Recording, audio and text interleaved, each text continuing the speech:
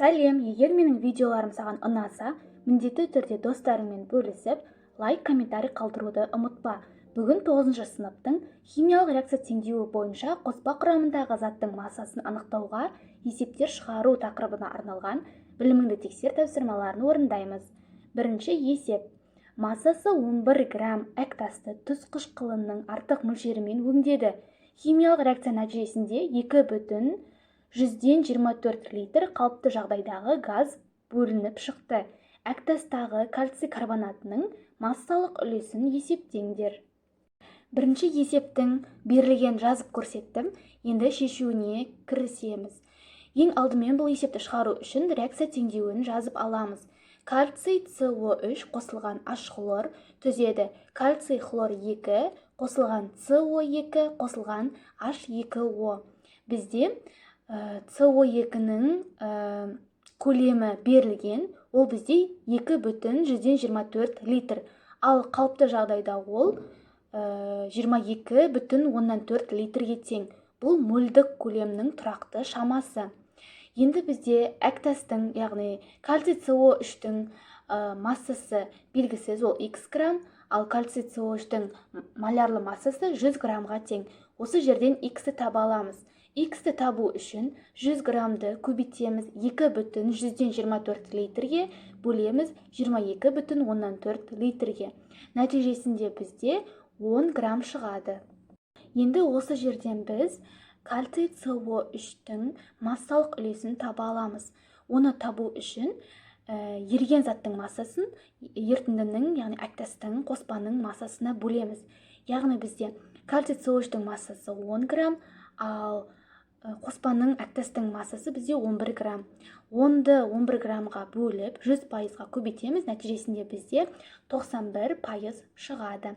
Есептің жауабы кальций СО3-тің массалық үлесі 91%-ға тең. Екінші есеп. Массасы 60 грамм кремнеземді құрамы 90% көміртектен тұратын 20 грамм кокспен әрекеттестіргенде кремнийдің қандай массасы түзіледі? Өнімнің шығымы 90%. Екінші есептің берілген жазып қойдым.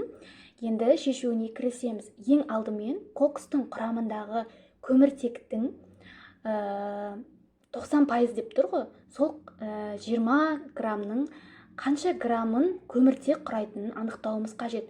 Ол үшін біз 20 граммды 90%-ға көбейтіп 100%-ға бөлеміз. Нәтижесінде бізде 18 грамм шығады. Яғни кокстың құрамында көміртектің массасы ол бізде 18 грамм екен. Енді реакция теңдеуін жазамыз. Силициум О2 қосылған көміртек түзеді. Силициум қосылған СО. Реакцияны теңестіру үшін көміртектің алдына және СО-ның алдына 2 қоямыз. Бізде силициумның массасын табу қажет, ол X грамм, ал молярлы массасы 28 граммға тең. Ал көміртектің массасы біз таптық, ол 18 грамм, ал молярлы массасы алдындағы 2 деген коэффициентпен көбейтіліп 24 граммға тең болады. Силициум О2-нің массасы бізде берілген, ол 60 грамм, ал молярлы массасы бізде 60 граммға тең.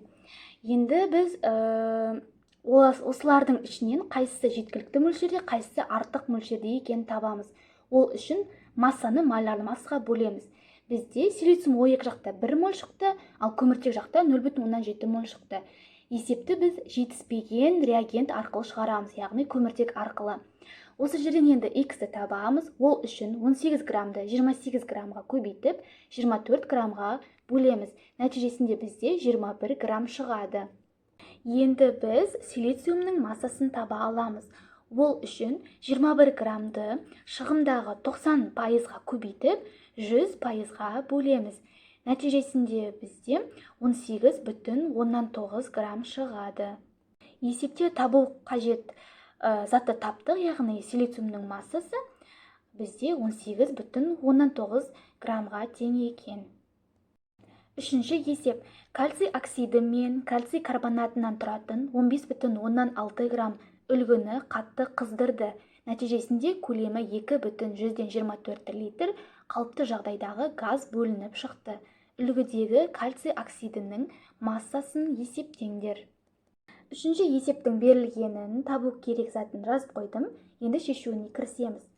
Ең алдымен реакция теңдеуін жазамыз. кальций СО3 түзеді. Кальций О қосылған СО2.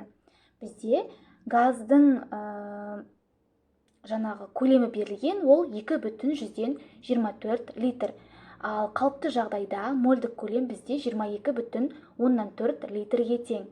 Бізге кальций оксидінің массалық үлесін табу қажет. Массалық үлес табу үшін бізге оның массасы қажет.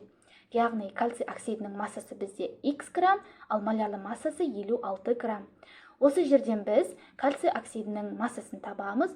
Ол үшін 56 граммды 2,24 литрге көбейтіп, 22,4 литрге бөлеміз. Нәтижесінде бізде 5,6 грамм шығады. Енді осы жерден біз кальций оксидінің массалық үлесін таба аламыз. Ол үшін еріген заттың массасын қоспаның массасына бөлеп 100%-ға көбейтеміз. Яғни бізде еріген затымыз кальций СО3 ол 5,6 грамм, қоспаның массасы 15,6 грамм, көбейтеміз 100%-ға. Нәтижесінде бізде 35,9% шығады. Есептің жауабы шықты. Кальций оксидінің молярлы массасы 35,9-ға тең екен. Төртінші есеп. Мырыш пен мырыш оксидінен тұратын қоспаны еріту үшін 20%-дық тұз қышқылының 132,8 мл ерітіндісі жұмсалды. Бөлінген газды жаққанда 3,6 грамм су түзілді. Қоспадағы металдық массалық үлесін есептеңдер. Төртінші есептің берілгенін табу керек затын жазып қойдым. Енді шешуіне кірісейік. Бұл есепті шешу үшін ең алдымен реакция теңдеулерін жазамыз. Бұл есепте бізде 3 химиялық реакция теңдеуі болады. Алғашқысы цинк қосылған H хлоры түзеді. Цинк хлор 2 қосылған H2. Реакцияны теңестіру үшін H хлордың алдына 2 қоямыз. Келесі реакция цинк О қосылған H хлоры түзеді. H2O қосылған цинк хлор 2. Реакцияны теңестіру үшін біз H хлордың алдына 2 қоямыз. Үшінші реакция бізде H2O қосылған O2 түзеді. H2O. Реакцияны теңестіру үшін H2O2-ның алдына 2 қоямыз. Мына жерде 2 жазылмаған, ұмытып кеткенмін жазуды. Соны жазып жіберерсіздер. H2O2 болады. Енді біз H хлордың массасын тауып алсақ болады. Массаны біз көлем көбейтілген тығыздық деген формуламен тапсақ болады. Бізде көлем берілген, ол 132,8 мл, және тығыздық берілген, ол 1,1 грамм бөлінген миллилитр. Нәтижесінде бізде 146,8 грамм шықты. Бізде 146,8 грамм дегеніміз ол 100%. Ал есептің берілгенде H хлордың массалық үлесі 20% деп берілген. 20%-ді қанша болатын табу үшін біз 146,8-ді 0,2-ге көбейтеміз. Өйткені 20% дегеніміз ол бізде 0,2 дегенді білдіреді. Нәтижесінде бізде 29,2 грамм шығады. Енді осы жерден біз H хлордың зат мөлшерін таба аламыз. Ол үшін массаны молярлы массаға бөлеміз. Бізде массамыз 29,2 грамм, ал H хлордың молярлы массасы бізде 36,5 грамм. Нәтижесінде бізде 0,8 моль шығады. Дәл осылай біз судың да зат мөлшерін таба аламыз. Есептің берілгенде судың зат мөлшері бізде 3,6 граммға тең. Яғни біз массаны молярлы массаға бөлу деген формуланы қолданамыз. Бізде массасы белгілі, ол бізде 3,6 грамм, оның молярлы массасы бізде 18 граммға тең. Нәтижесінде бізде 0,2 моль шығады. Енді H хлорға оралатын болсақ, бізде H хлорының қатысымен бізде 2 химиялық реакция берілген. Яғни 0,18 мольді 2-ге бөлеміз. Себебі 2 реакцияға теңдей бөлуіміз қажет. Сонда бізде әрбір реакцияға 0,4 моль H хлор жұмсалған екен. Сіздерге түсінікті болу үшін осы жерге де қайта жазып кетейін. бізде ашқылардың зат мөлшері 0,4 мольден болған екен. Келесі бізде цинктің зат мөлшері бізде осы ашқылардың зат мөлшерінен 2 есе аз болып табылады. Яғни оның зат мөлшері бізде 0,2 мольге тең. Осы жерден біз цинктің, мырыштың массасын таба аламыз. Ол үшін біз нью көбейтілген малярлы масса формуласын қолданамыз. Бізде ньюмыз белгілі бол 0,2 моль көбейтілген 65 грамм. Нәтижесінде бізде 13 грамм шығады екен. Енді дәл осылай біз цинк оксидінің де массасын таба аламыз. Оны да осы формула арқылы шығарамыз. Нью көбейтілген малярлы масса, яғни ньюмыз бізде 0,2 мольге тең, ал малярлы массамыз бізде 81 граммға тең. Нәтижесінде бізде 16,2 грамм шығады. Енді бізде цинкте, цинктің оксиді де бар, яғни қоспаның массасын таба аламыз. Ол үшін мырыштың массасын қосамыз мырыш оксидінің массасына, яғни 13 қосылған 16,2 түзеді 29,2 граммды. Енді бізге есептің берілгенде мырыштың массалық үлесін табуымыз қажет. Оны массалық үлесін табу үшін еріген заттың массасын бөлеміз ерітіндінің массасына және көбейтеміз 100%-ға деген формуланы қолданамыз. Бізде еріген затымыздың массасы ол 13 грамм, яғни цинктің массасы. 13 грамм бөлінген қоспаның массасы ерітінді бізде 29,2 грамм. Көбейтеміз 100%-ға. Нәтижесінде бізде 44,5% шығады. Осымен біз есептің жауабына да келдік. Есептік жауабы мырыштың массалық үлесі 44,5%-ға тең екен. Бесінші есеп. Құрамында 20% жанбайтын қоспасы бар 15 грамм көмірді жаққанда түзілген көмір қышқыл газын 10%-ық натрий гидроксидінің 480 грамм ерітіндісі арқылы өткізді. Ерітіндіде түзілген тұздардың массалары мен массалық үлестерін есептеңдер.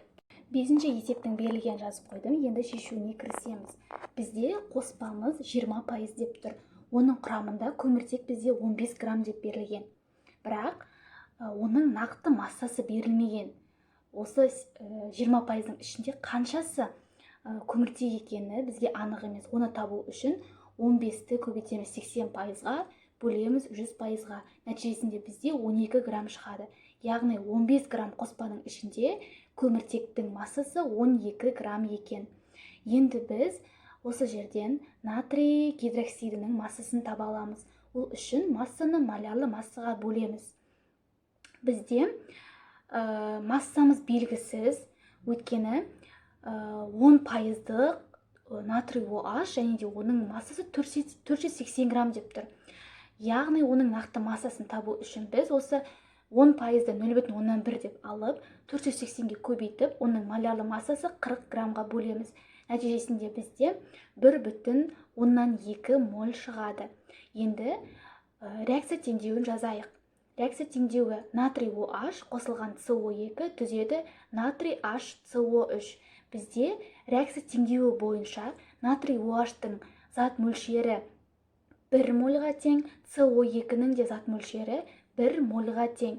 Алайда бізге натрий OH-тың осы реакцияға жұмсалған зат мөлшерін табу қажет. Ол үшін бізде шыққан 1,2 мольді реакцияға жұмсалған 1 мольдан азайтамыз. Сонда бізде 0,2 моль шығады. Енді екінші реакцияны жазамыз. Екінші реакциямыз натрий HCO3 қосылған натрий OH түзеді натрий 2CO3 қосылған H2O. Біз натрий OH-тың зат мөлшерін тапқан болатынбыз. Бізде натрий OH-тың зат мөлшері мен натрий HCO3-тің зат мөлшері бірдей мөлшерде деп аламыз. Яғни оны біз 0,2 моль деп аламыз. Бізде реакция теңдеуі бойынша натрий HCO3-те 1 моль болып табылады.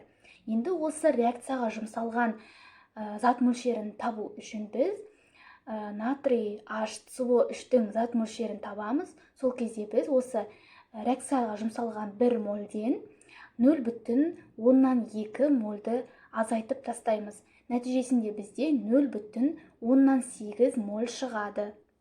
Енді бізде барлығының зат мөлшері бар. Осыған байланысты біз натрий 2CO3-тің массасын табамыз. Ол үшін зат мөлшері көбейтілген молярлы масса формуласын қолданамыз. Зат мөлшері натрий 2CO3-та 0,2 моль, ал оның молярлы массасы 106-ға тең. Нәтижесінде бізде 21,2 грамм шықты. Ал натрий HCO3-тің массасын тапсақ, оның зат мөлшері 0,8 мольге тең, ал молярлы массасы 84-ге тең. Нәтижесінде бізде 67,2 грамм шығады. Енді бізге жалпы ерітіндінің массасын табу қажет. Ол үшін CO2-нің массасын қосамыз натрий OH-тың массасына. Бізде CO2-нің молярлы массасы осы жерде бізде 44-ке тең. Ал натрий OH-тың массасы бізде есептің берілгенде бар 480 грамм. Бізде нәтижесінде 524 грамм шығады екен. Енді бізге жалпы ерітіндінің массасы бар, әрбір қоспаның, қосындының массасы бар, еріген заттың. Енді осы арқылы олардың массалық үлестерін таба аламыз. Ең бірінші натрий 2CO3-тің массалық үлесін табамыз. Ол үшін еріген заттың массасын ерітіндінің массасына бөліп 100%-ға көбейтеміз.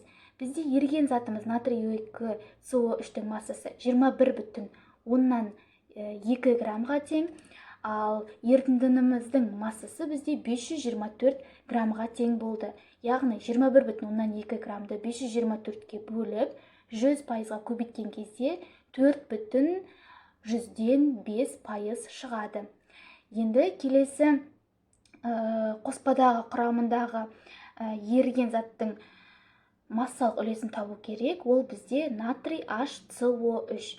Дәл жаңағыдай еріген заттың массасын ерітіндінің массасына бөліп 100%-ға көбейтеміз. Бізде еріген заттың массасы 67,2 граммға тең, ерітіндіміз дәл жаңағыдай 524 граммға тең. Оны 100%-ға көбейткен кезде 12,8% шығады екен. Есептің жауабы толықтай шықты. Натрий 2CO3-тің массасы бізде 21,2 граммға тең. Натрий 2CO3-тің массалық үлесі 4,5%-ға тең. Ал натрий HCO3-тің массасы бізде 67,2 граммға тең болса, массалық үлесі 12,8%-ға тең болған екен. Алтыншы есеп. Массасы 50 грамм фосфорит үлгісін концентрлі күкірт қышқылының артық мөлшерімен өңдегенде 52,64 грамм қатты зат түзілді. Фосфорит үлгісіндегі қоспаның массалық үлесін есептеңдер. Алтыншы есептің берілген жазып қойдым. Енді шешуіне кірісейік. Бұл есепті шығару үшін ең алдымен реакция теңдеуін жазып аламыз. Кальций 3 PO4 2 қосылған H2SO4 түзеді. Кальций SO4 қосылған H3PO4. Реакцияны теңестіру үшін H3PO4-тің алдына 2 қоямыз, H2SO4-тің алдына 3 қоямыз. Бізде кальций SO4-тің массасы есептің берілгенде бар, ол 52,64 граммға тең. Ал оның молярлы массасы 408 граммға тең. Бізге кальций 3PO4 2-нің массасы белгісіз, ол x грамм, ал молярлы массасы 310 грамм. Осы жерден пропорция арқылы x-ті таба аламыз. Ол үшін 310 граммды 52,64 граммға көбейтіп 408 граммға бөлеміз. Нәтижесінде бізде 40 грамм шығады. Бізде кальций 3PO4 2-нің массасы бар. Осы арқылы қоспадағы оның молярлы массасын таба аламыз. Ол үшін массаны 40 граммды бөлеміз. Қоспаның массасына, яғни 50 граммға. Нәтижесінде бізде 0,8 шығады. Есептің жауабы кальций 3Po4 2-нің молярлы массасы бізде 0,18-ге тең. Жетінші сұрақ. Массасы 200 грамм техникалық кальций карбонатын ерітуге 70% азот қышқылының 202,7 мл, тығыздығы 1,421 грамм бөлінген миллилитр ерітіндісі жұмсалды. Карбонат үлгісіндегі қоспаның массалық үлесін есептеңдер. Жетінші есептің берілген жазып қойдым, енді шешуіне кірісеміз.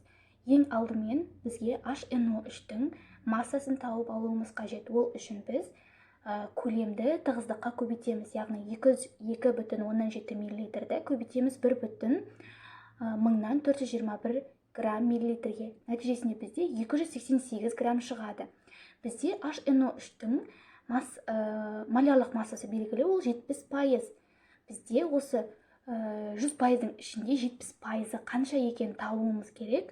Ол үшін 288-ді көбейтеміз 70%-ға, бөлеміз 100%-ға. Нәтижесінде бізде 201,6 грамм шығады. Енді реакция теңдеуін жазамыз. Кальций СО3 қосылған HNO3 түзеді. Кальций NO2 қосылған H2CO3. Реакцияны теңестіру үшін HNO3-тің алдына 2 қоямыз. Біз HNO3-тің массасын таптық, ол 201,6 грамм. Ал молярлы массасы алдындағы 2 деген коэффициентпен көбейтіліп 126 грамм болады. Бізге кальций СО3-тің массасы белгісіз, ол X грамм, ал молярлы массасы 100 граммға тең. Осы жерден пропорция арқылы оның массасын тауып ала аламыз. Ол үшін 100 граммды көбейтеміз 201,6-ға, бөлеміз 126-ға. Нәтижесінде бізде 160 грамм шығады. Біз енді кальций СО3-тің массасын таптық. Ол кальций СО3 осы қоспаның ішінде қанша граммы кальций СО3 екенін табуымыз қажет. Ол үшін 200 граммнан азайтамыз 160 граммды. Яғни нәтижесінде 40 грамм шығады. Яғни осы қоспадағы 200 граммның ішінде кальций СО3-тің массасы 40 грамм екен. Енді осы қоспаның ішіндегі кальций СО3-тің массалық үлесі қанша екенін табуымызға болады. Ол үшін еріген затты ерітіндінің массасына бөлеміз. Яғни 40 граммды 200 граммға бөлеміз, 100%-ға көбейтеміз. Нәтижесінде бізде 20% шықты. Яғни осы қоспамыздың, кальций СО3 қоспамыздың массалық үлесі 20% екен. 8-ші есеп. Тыңайтқыштағы азоттың массалық үлесі 14%-ға тең. Барлық азот тыңайтқыш құрамына несепнәр CO, NH2 түрінде кіреді. Бұл тыңайтқыштағы несепнәрдің массалық үлесін есептеңдер. 8-ші есеп шығарылуы сәл оңайырақ. Бізге ең алдымен азоттың молярлы массасы қажет. Ол бізде 28 граммға тең. Енді тыңайтқыштағы несепнәрдің, яғни CO, NH2-нің де молярлы массасы қажет. Ол бізде 60 граммға тең екен. Есептің берілгенде тыңайтқыштағы азоттың массалық үлесі 14% деп берген. Яғни 28 граммымыз біздің 14% екен. Ал тыңайтқыштағы несепнәрдің бізге массалық үлесі белгісіз, 60 грамм бізде X% болып табылады. Осы жерден пропорция арқылы X-ті тауып ала аламыз. Яғни 60 граммды көбейтеміз 14%-ға, бөлеміз 28 граммға. Нәтижесінде бізде 30% шығады екен. Есептің жауабы тыңайтқыштағы несепнәрдің массалық үлесі 30%-ға тең болады. 9-ші есеп. Құрамында 15% қоспасы бар 50 кг темірдің 2 валентті оксидін толық тотықсыздандыруға қажетті көміртектің массасын анықтаңдар. 9-ші есепті шығарамыз. Есептің берілгенде 15% қоспасы бар феррум оксидін тотықсыздандыру қажет деп берілген. Бізде, яғни 100%-дан 15%-ді азайтып тастаймыз, сол кезде 80% шығады. Яғни осы 50 килограмның ішінде қанша килограмм феррум оксиді бар екенін табамыз. Ол үшін 50 килограммды 85%-ға көбейтіп 100%-ға бөлеміз. Нәтижесінде бізде 42,5 килограмм шығады. Енді реакция теңдеуін жазамыз. Реакция теңдеуі феррум О қосылған С түзеді феррум қосылған СО. Бізге көміртектің массасын табу қажет, ол бізде X килограмм болып табылады. Ал оның молярлы массасы 12 граммға тең. Бізде мұнда өлшем бірлік килограмм болғандықтан килограмм деп жаза береміз.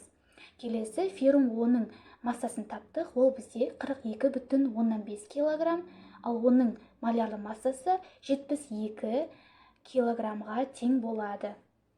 Енді осы жерден көміртектің массасын тауып ала аламыз. Ол үшін пропорция құрамыз, яғни 42,5-ті көбейтеміз 12-ге, бөлеміз 72 килограммға. Нәтижесінде бізде 7,8 килограмм шығады. Есептің жауабы шықты. Көміртектің массасы 7,8 килограмм болу қажет. 10-шы есеп. Құрамында 5,2% қоспасы бар. Техникалық пиридтің массасы 950 килограмм. Техникалық үлгідегі қоспа мен пиридтің массаларын есептеңдер. 10-шы есепті шығарамыз. Бізде пиридтің массасы 950 килограмм деп берілген, бірақ 950 килограммның 5,2% басқа қоспа екені жазылған. Яғни бізге осы қоспаның ішіндегі 950 килограммның ішінде қанша килограммы феррум С2 екенін табуымыз қажет. Ол үшін 100%-дан 5,2%-ды аламыз, сонда 94,8% шығады. Енді оны 950 килограммды 94,8%-ға көбейтіп 100%-ды бөлеміз. Нәтижесінде бізде 900,6 килограмм шығады. Яғни бұл феррум С2-нің 950 килограммның ішіндегі таза массасы болып табылады. Енді біз осы қоспаның ішіндегі, яғни 950 килограммның ішінде екінші феррум С2-ден бөлек қоспаның массасы қанша екенін табуымыз қажет. Ол үшін 950 килограммнан 900,6 килограммды азайтамыз. Бізде 49,4 килограмм шығады. Яғни есептің жауабы шықты. Бізде феррум С2-нің массасы 900,6 килограммға тең, ал феррум С2-ден бөлек қоспаның массасы 49,4 килограммға тең екен. Осымен біліміңді тексер тапсырмалары аяқталды. Видеоны соңына дейін көргеніңе рахмет. Міндетті түрде достарыңмен бөлісіп, лайк, комментарий қалдыруды ұмытпа.